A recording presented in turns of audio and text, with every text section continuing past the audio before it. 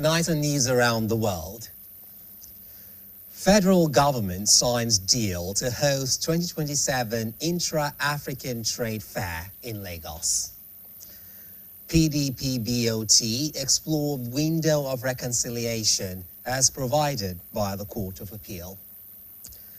Governor Makinde calls for calm amidst PDP leadership crisis. And on the foreign scene, projectiles hit 3 vessels in Strait of Hormuz.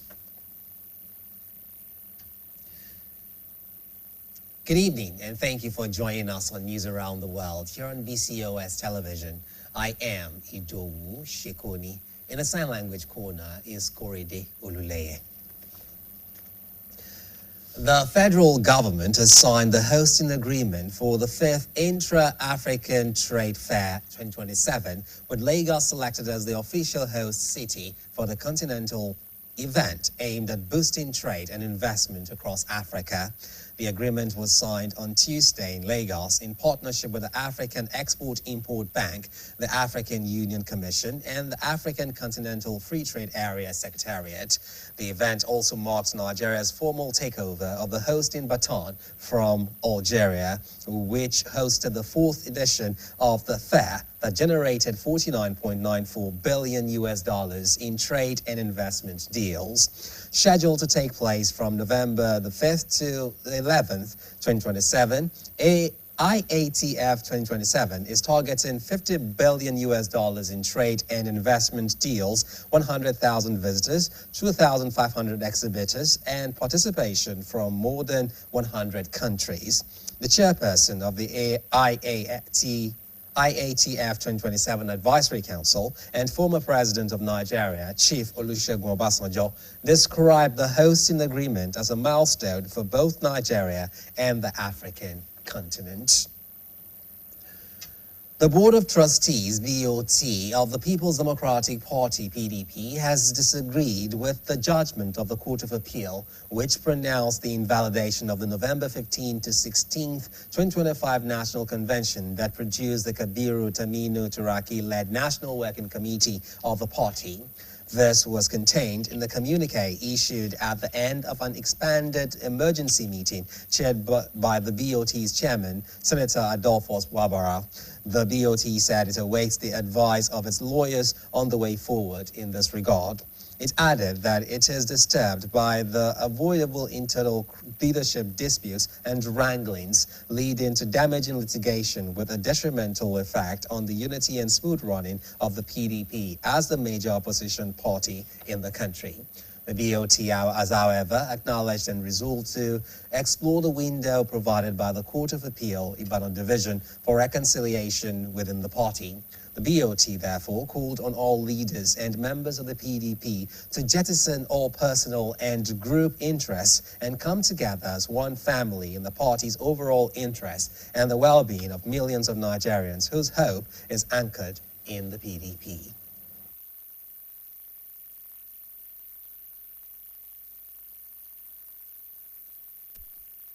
Party PDP as a difficult moment for both the party and Nigeria's democracy following the recent appeal court judgment on the party's leadership crisis. Governor Makinde made the remarks on Tuesday during the Turaki-led PDP BOT meeting held in Abuja. While reacting to the court's ruling delivered on Monday, he stated that the political climate in the country is troubling, but expressed optimism that the situation would eventually improve. The governor stressed that despite the ongoing crisis within the opposition party, leaders must remain mindful of how their actions during this period will be judged by history. He speaks further.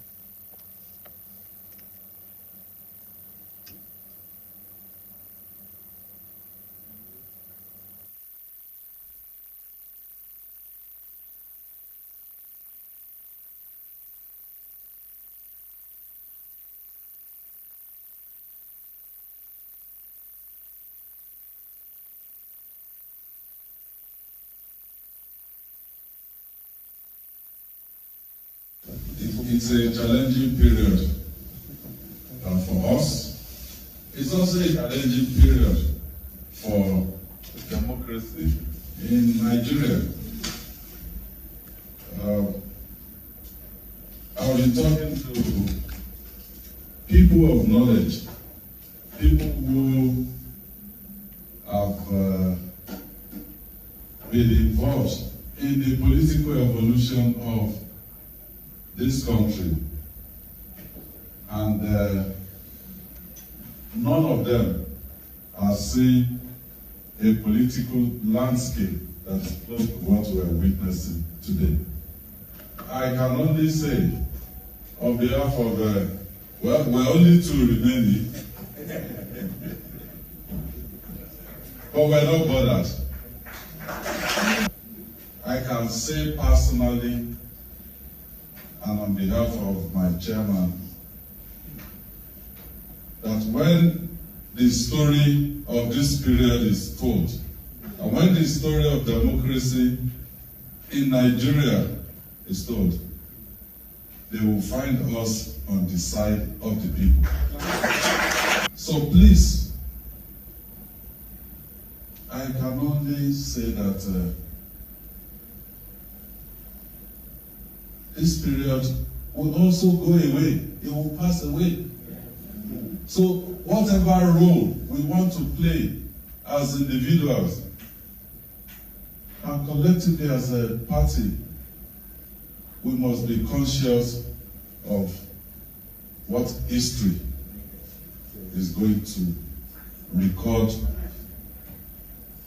against or for us for this period.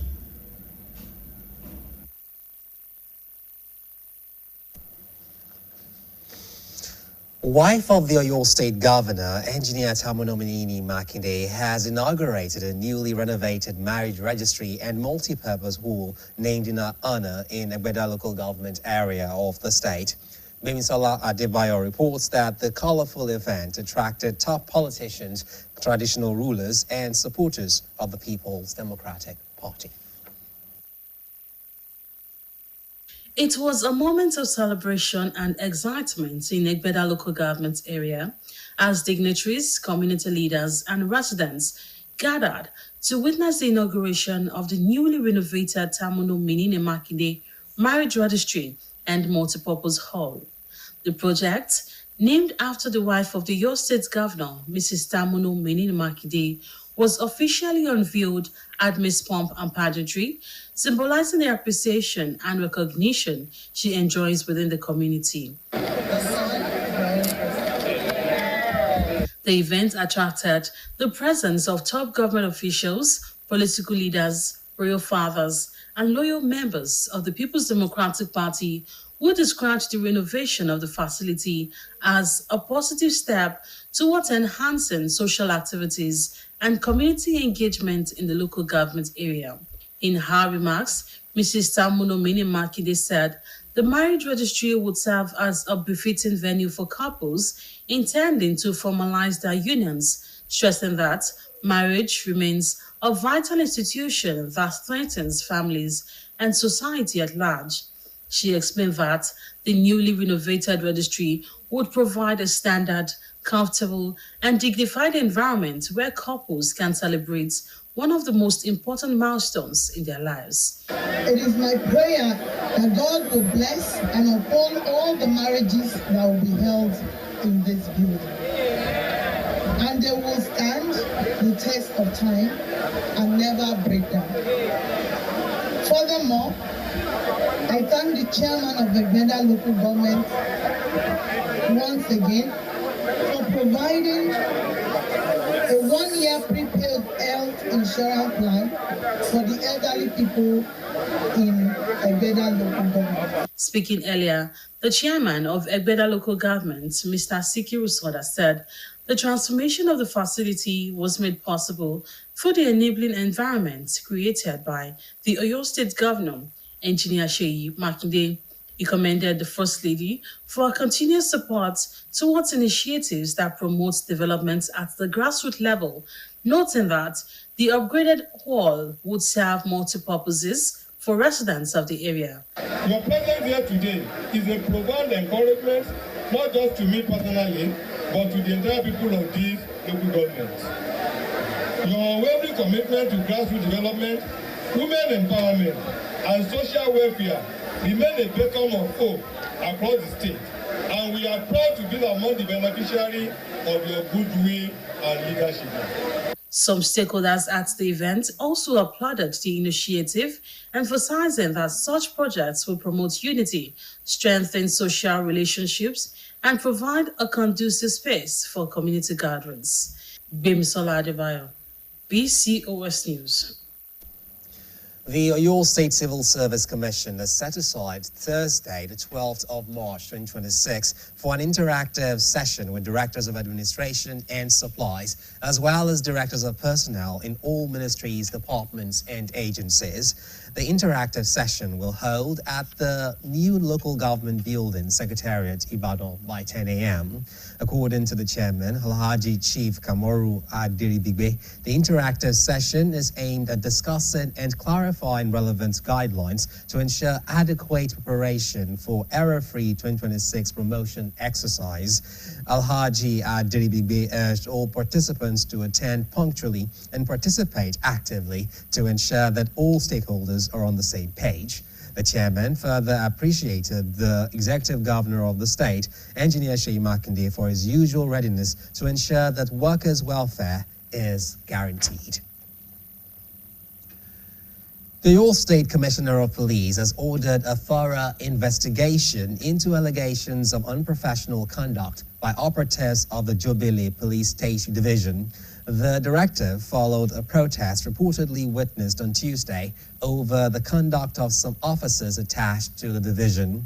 According to a statement from the State Police Command, the Assistant Superintendent of Police who led the patrol team involved and the divisional police officer of the division have been issued queries. The statement added that the inspector concerned has been defaulted and detained pending the outcome of the investigation. The command noted that investigation has commenced in line with established rules, regulations, and law to ensure appropriate disciplinary action where necessary. You're watching news around the world on BCOS television. We pause now for a short commercial break. Please stay tuned. Win your share of 3 billion naira with Nivea. 1,000 naira airtime guaranteed with every entry. Become one of 10 millionaires weekly or win a chance to see Real Madrid live. 3 SUVs to be won. Buy any Nivea 400ml promo product, scratch and dial to enter. Alright everyone, no pull your ears, make we talk. Time don't reach to rearrange the sounds to give una small wisdom. Sounds mighty fresh now, but you know, I beg no be so. Before una go talk, say our smile no reach. Make una think I'm twice so. Ever heard of Colgate, the #1 oral care brand in the world? Colgate Maximum Cavity Protection unlocks 24 hours cavity defense. The formula boost with calcium for lifelong smiles. Mom, it's a bounce brush. No more for my cover mouth.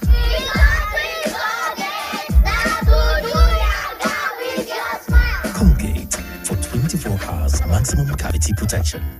Breaking news. The home is under attack, but not for long, because Hypo is here. Dirty floors and surfaces. Not on our watch. Jetty and stains no video shakara. We got the remedy, original palasa. Hypo, go hypo. Germs always find a way back. No green. Protect every day with Hypo. My skin is my identity, my strength. It's unique and deserves care made specially for me. New Nivea Radiant and Beauty Even Glow, enriched with 95% pure vitamin C and pulp extract. For visibly radiant and even-toned skin in just 2 weeks. New Nivea Radiant and Beauty Even Glow, for your shade of beautiful. Breaking news. The home is under attack, but not for long, because Hypo is here. Dirty floors and surfaces. Not on our watch. Jetty and stains no video shakara. We got the remedy, original palasa. Hypo, go hypo. Germs always find a way back. No green. Protect every day with Hypo.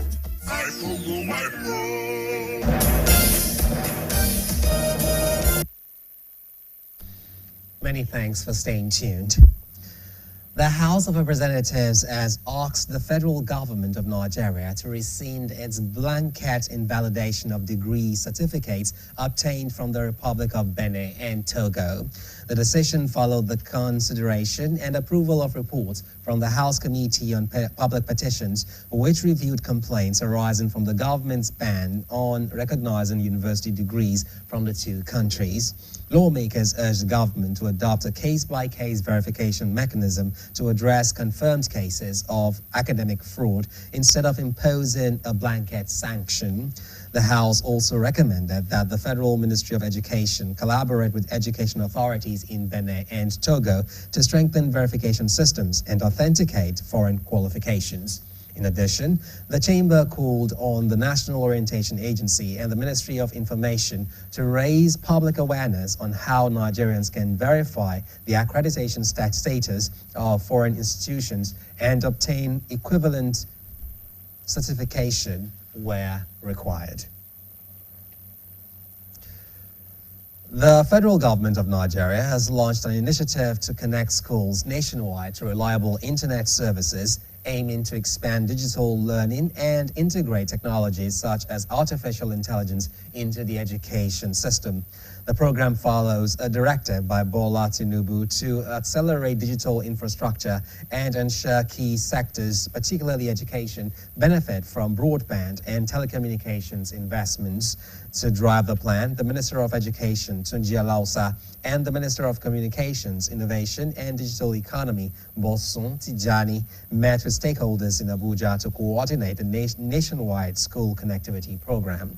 According to a statement by the ministry's Director of Press and Public Relations, Folashade Boriowo, the initiative aims to provide internet access to institutions at all levels, from primary and secondary schools to universities, polytechnics, and colleges of education. The program builds on earlier efforts implemented through the Nigerian Research and Education Network, which previously supported broadband connectivity for tertiary institutions under a World Bank-funded project.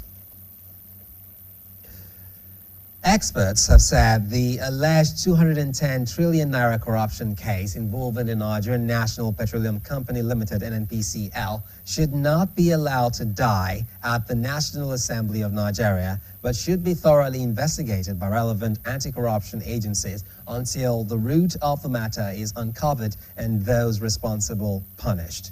Public Affairs Analyst Professor Babatunde Adegoke and finance expert Dr. Oyebade Oyedepo made this call while discussing on the BCOS TV's Current Affairs Breakfast program, AM 120. Our reporter, Olamide Olabi, who monitored the program, has the details. In 2025, the Senate issued an ultimatum to the Nigerian National Petroleum Company Limited, NNPCL, to provide detailed explanations for financial discrepancies amounting to over 210 trillion naira in its audited financial statement from 2017 to 2023.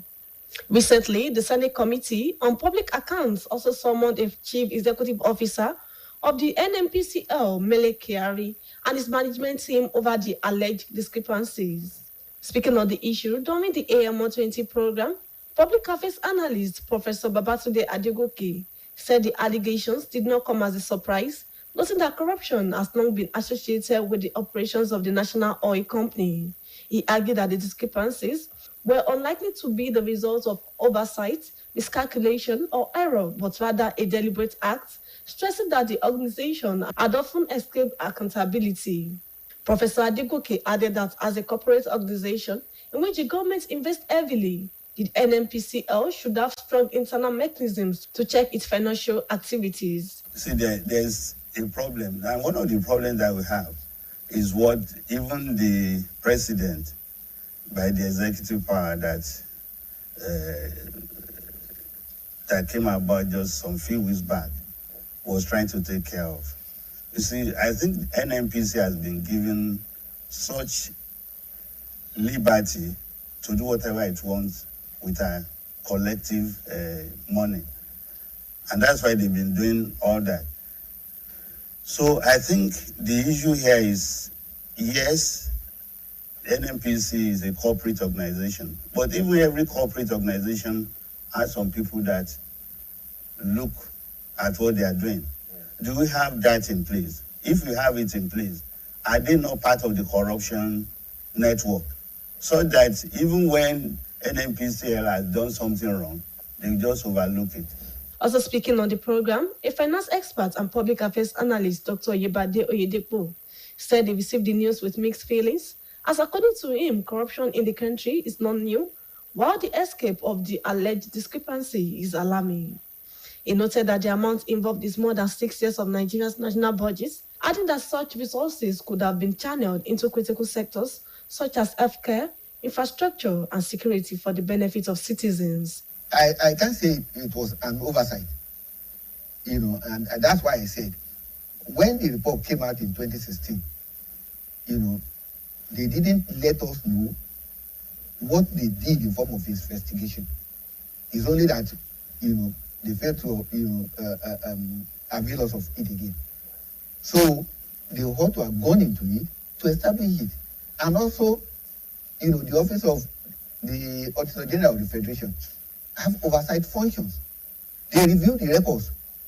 So where there are anomalies, they are supposed to have brought it out. Both analysts therefore called for the strengthening of anti-corruption agencies to enable them effectively carry out their responsibilities and ensure accountability in public institutions. Olamide Wolabi, BCOS News. Medical equipment worth millions of naira is set to be donated to the University College Hospital, UCH, Ibadan, as City Changes Global, a non-governmental organization, prepares to hold a 3-in-1 program in the city. The president of City Changes Global, Apostle Matthew Oluwajoba, disclosed this during a press conference on the program. Our reporter, Olamide Wolabi, who was at the event, has the details.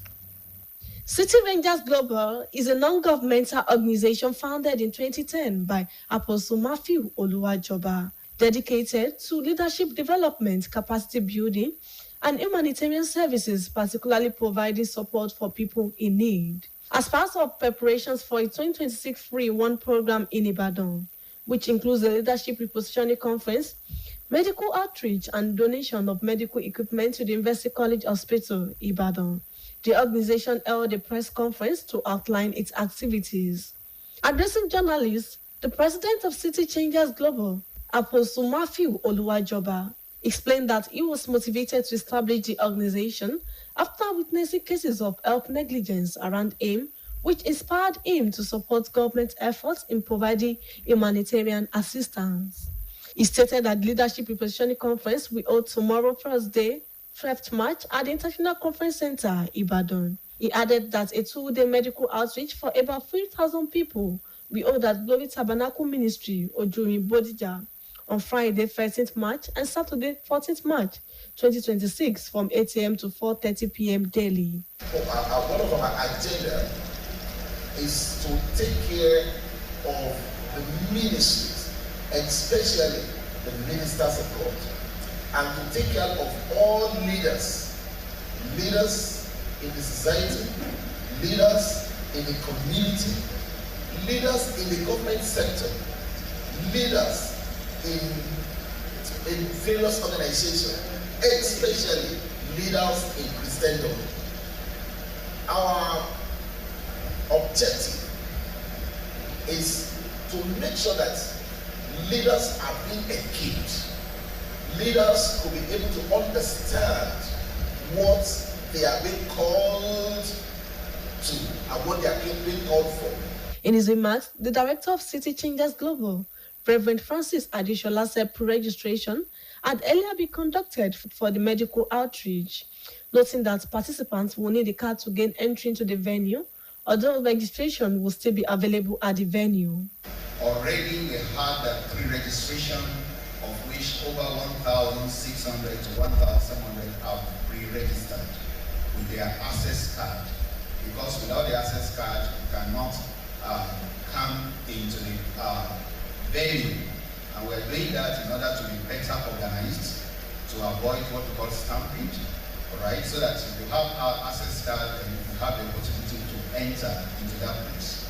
Also speaking at the press conference, the wife of the president of City Changers Global, Dr. Covenant Oluwajoba, stated that the organization has partnered with medical centers for 3 months to ensure that individuals diagnosed during the outreach receive proper follow-up care after the program. 40 food container shipped all the way from the United States. Nothing else inside, not a pencil. Nothing else other than medical equipment that are going to be donated totally and completely to UCH. And we're doing this because of our motto, a service to humanity, a service to God. The grand finale of the program, which is a donation of medical equipment worth millions of naira to the University College Hospital, Ibadan, is scheduled to hold on Monday, 16th March 2026. Olamide Wolabi, BCOS News. Away from that, an aquaculture technology company, Smart Aqua Health Solutions Limited, has launched a digital platform known as eAqua Health to improve aquatic animal health management and strengthen collaboration across Nigeria's aquaculture sector. Our reporter, Adiola Ladile, presents details of the official launch held at an event center in Ibadan, which brought together fish farmers, veterinarians, researchers, and other key players. eAqua Earth is a digital platform developed by Smart Aqua Earth Solutions Limited to connect veterinarians, laboratories, fish vendors, fish farmers, and other stakeholders within Nigeria's aquaculture industry. Delivering the welcome address, the co-founder of Smart Aqua Earth Solutions Limited and former secretary to the Oyo State government, Professor Olanike Adeyemo, explained that the innovation was conceived during the implementation of a project supported by United States Agency for International Development during the COVID-19 period, when technology became essential for maintaining operations and addressing emerging challenges in the sector.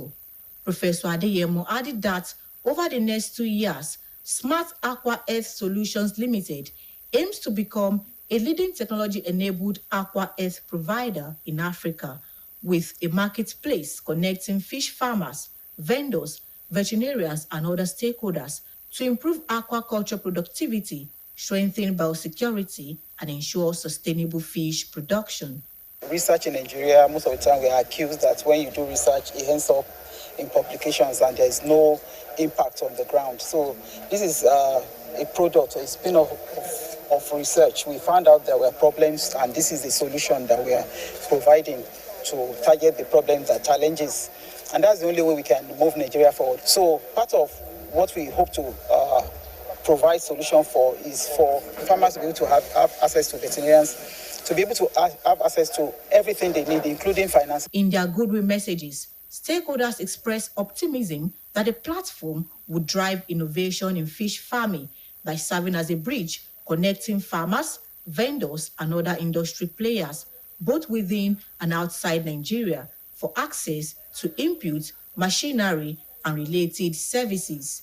Performing the official launch, the chairman of the occasion and the 12th Vice Chancellor of the University of Ibadan, Professor Abel Olayinka, described eAqua Earth as a spin-off from a research project now moving into commercialization, aimed at transforming academic knowledge and laboratory breakthroughs into market-ready solutions that generate economic and societal impacts.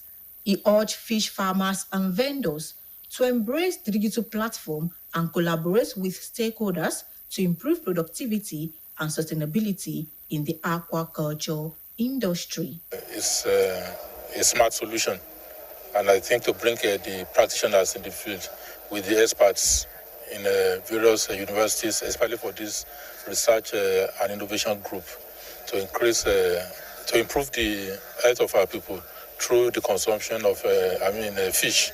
The event also featured an interactive session where participants discussed the opportunities the platform presents for improving fish health management and strengthening Nigeria's aquaculture value chain. Adiola Oladili, BCOS News. We have another timeout. News around the world. We'll be right back. Please stay tuned. When malaria knocks you down, you can be sure parasites are having a party in your system. Welcome to our new kingdom, guys. Comel, an effective weapon against malaria.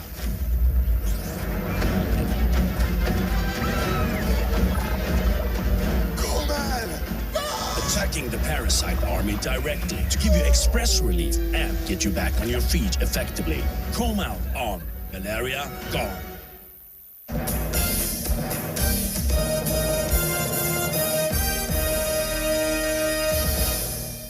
To have you back. The Nigerian Electricity Regulatory Commission, NERC, has ordered privately owned transmission substations connected to the national grid to obtain operational permits within 45 days. The directive, Order NERC/2026/013, which took effect on the 9th of March 2026, requires owners of private substations used by bulk electricity consumers to secure an independent electricity transmission network operator permit before operating or connecting to the grid. Now, according to the regulator, the measure is aimed at strengthening oversight and improving grid reliability following frequent transmission line trips reported by the Nigerian Independent Systems Operator. The Commission also disclosed that IoT-based metering systems will be deployed at substations interconnection points within 120 days to enhance monitoring and operational visibility. In a related move, the NERC directed electricity distribution companies to refund 20.33 billion naira to customers who procured meters under the Meter Asset Provider Framework, with reimbursements to be completed within 12 months starting on the 1st of March 2026. Just a week after entering a plea bargain with the federal government of Nigeria over an alleged 2.4 billion naira fraud case, former Aviation Minister Stella Odua has declared her intention to run for the Senate in the 2027 elections. Odua, who previously represented Anambra North in the People's Democratic Party, is currently standing trial alongside two co-defendants over the fraud allegations. During the last hearing at the High Court of the Federal Capital Territory, the Director of Public Prosecution of the Federation, Rotimi Oyedepo, told Justice Hamza Muazu that the former minister had begun refunding money to the government under a plea bargain arrangement. Despite the ongoing case, posters announcing a senatorial ambition have appeared across Anambra State and online. Reports indicate she may pursue the bid on the platform of the All Progressives Grand Alliance after previously withdrawing from the party's 2023 senatorial race when Ebele Obiano joined the contest. An Islamic cleric, Sheikh Ismail Bomolada, has urged people to live exemplary, righteous, and impactful lives, reminding them that death is inevitable and that individuals should be mindful of the legacy they leave behind. The cleric made the call while delivering a sermon at the 8-day Fidal held in honor of the Mayegun Adini of Oyo State, Alhaji Kamoruddin Oyedele. BCOS reporter Olubumi Lawal attended the event held at an event center in Ibadan. Our report is presented by Olamide Owolabi. Islamic scholars, family members, friends, and well-wishers gathered in Ibadan for the 8th-day Fidao of the Mayegun Adini of Oyo State, Alhaji Kamoruddin Oyedele, popularly known as Oyedele Motors. The gathering provided an opportunity for prayers and reflections on the life and legacy of the deceased who passed away on 2nd of March 2026 at the age of 90. Delivering the sermon, Sheikh Ismail Bamolada described the late Oyedele as a devout Muslim and reminded the congregation that death is inevitable for every human being. He therefore urged believers to live righteously and engage in good deeds, noting that everyone will be accountable for their actions after death. The cleric also encouraged the children of the deceased to continue to pray for their father and remain united. Death is inevitable. Yesterday was a council check. Tomorrow is a promissory vote. Today is the only card you have. Spend it wisely. So, Dadaniku. In their remarks, the Alapomu of Apomu, Obakayode Afolabi, and a childhood friend of the deceased, who is also the Seriki Musulumu of Yoruba land, Edo and Delta states, Alhaji Rashid Omoporu, described the late Oyedele as a disciplined, kind, and generous man who contributed immensely to the development of his community. He was a nice man, a family man, somebody that cares for his family and people around him, and is also hardworking. He's a complete disciplinarian, and that's why you can see so many people here. He has touched so many lives. Oyedele is my close friend. We are together with a long time, and he's a very reliable person. He also take care of their family, particularly their children. A reception was later held at the same venue, where guests were entertained and treated to meals. Paying tribute to their father, some of his children described him as a loving parent, a strong advocate of education, and a father who showed kindness to everyone around him. Our father was more than a parent to us. He was our guide, our protector, and the pillar of our family. Our father was a man of wealth, but his greatest riches were his generosity, his wisdom, and the love he gave so freely to his family. Inú wa dẹ̀ dùn wípé bàbá jẹ́ ẹni tó jẹ́ pé ó fẹ́ràn ọmọ ẹ̀. Bàbá dẹ̀ jẹ́ ẹni tó pé ó fẹ́ràn education. Gbogbo wa ló try fún láti jẹ́ pé ká jẹ́ èèyàn ilé ayé. Wọ́n ló jàjà, wọ́n dẹ̀ kó èèyàn jọ, wọ́n kẹ́bí jọ. Highlights of the event included Quran recitations, special prayers for the repose of the soul of the deceased, and for the family he left behind, as well as a cultural display. Late Alhaji Chief Kamaldeen Oyetunji Oyedele, who hailed from Apomu in Osun State, lived a life marked by faith, family, and enterprise. He began his business career in transportation and automobile sales industry in the Monoton area of Ibadan, before later expanding into real estate. The deceased was also honored with a chieftaincy title of Omolasin of Apomu.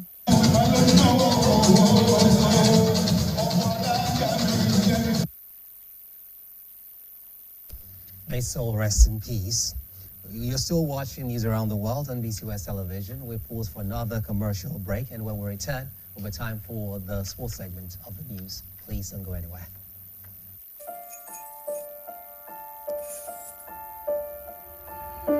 Super Malt Multivitamin Active Teens.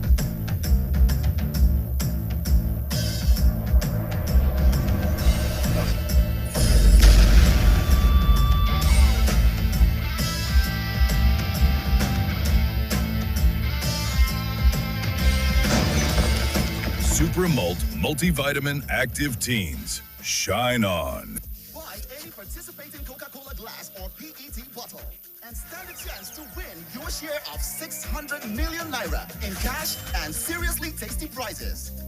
There's 2 new millionaires every single day, plus over 50 million naira in weekly prizes. It's easy. Scan the QR code. Find your unique code under the cap or tab and check to see if you've won. Coca-Cola, a recipe for wonder.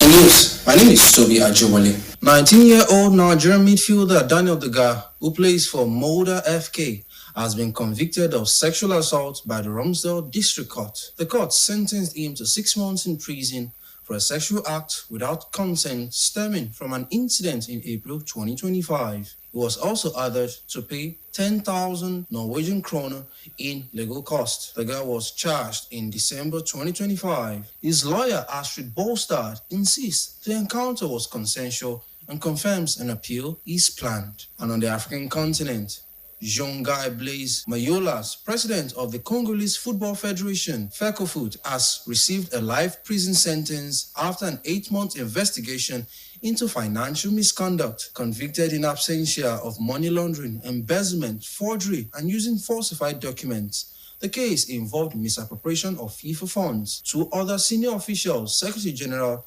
Bajimombo Watante and Treasurer Raul Kanda, were each handed 5-year prison terms. Authorities hailed the verdict as a key move towards greater transparency and accountability in Congolese football, with fans and stakeholders demanding ongoing reforms to protect development funds. And in other...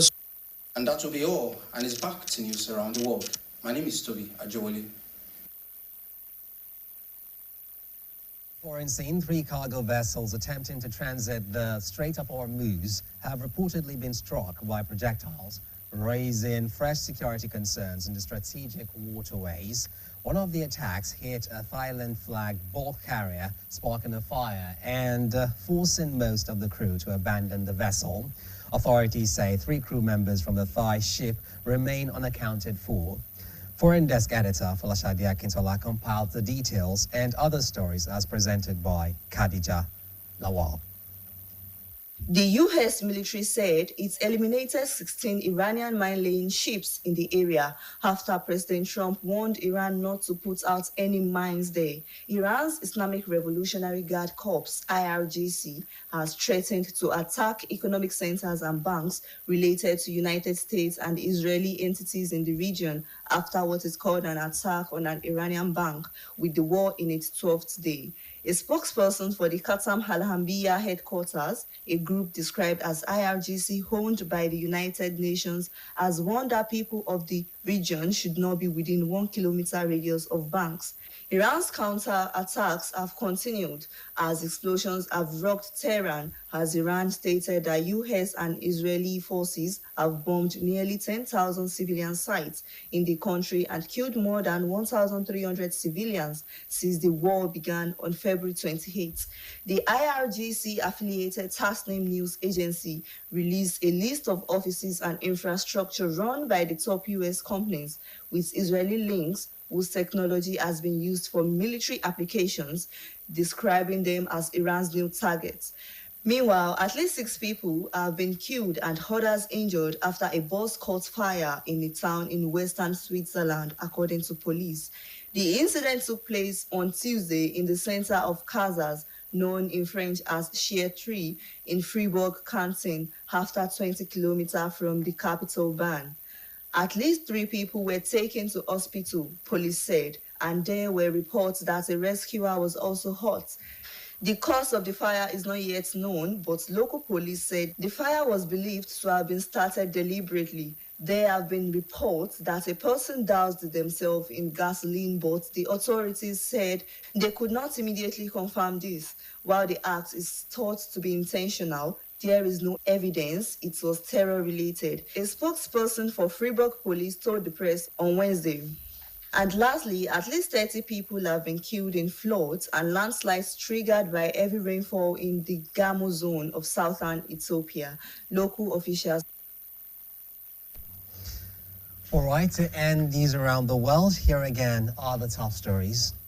The federal government has signed the hosting agreement for the 5th Intra-African Trade Fair 2027, with Lagos selected as the official host city for the continental event, aimed at boosting trade and investment across Africa.